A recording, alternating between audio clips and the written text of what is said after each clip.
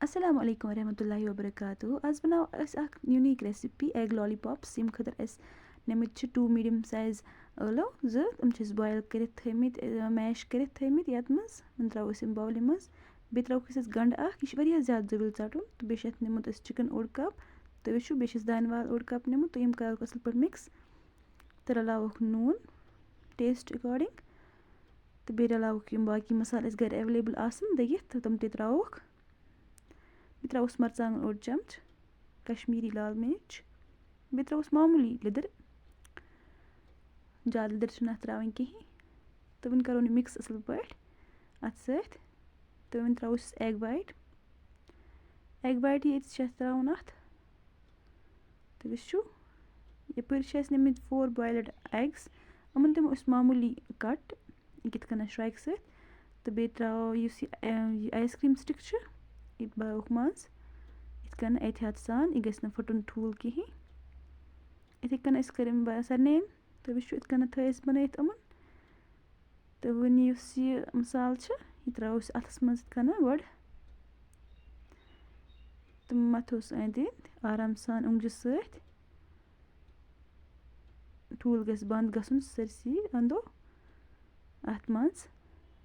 मगर आराम सान ज़्यादा प्रेस कर कहीं यह गस ठूल फुटन तो कहीं तो वुचु इत मे कोर्मुत यपर बास मसाल बे जरूरत तपर मथोस बे तो वुचु यह कोत असल पे बनो यह वारिया ज़्यादा टेस्टी गसान इत तो कर एक फिर जरूर ट्राई यपर नु मे 8 कप ओड तो अत त्रा बह आब अत बनाओ पेस्ट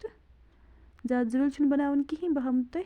कित गस बन इत तो वुचु इत अत त्रो मे आब तो वुचु यह गो तैयार असल पे वन यम लॉलीपॉप्स करो अत मज ओट गस सरसी अत सरसी साइडो मत न चमच सत त्रावो सरसी साइडो असल पे ताकि यह गस यल कहीं तिलस मज रहित अम मज तुलित तो पे त्रावो ब्रेड क्रम्स तथ मज त्रावो तो मगर आराम सान अत सती यह गस फुटन कहीं तम पे करो तेल गरम त्रावो अत मज लॉलीपॉप्स तो वुचु गसन यल गसन कहीं तेलस मज तो वुचु गमित असल पे फ्राई वन करो बे थोड़ा सा फ्राई 2-3 मिनटन लो फ्लेम्स पे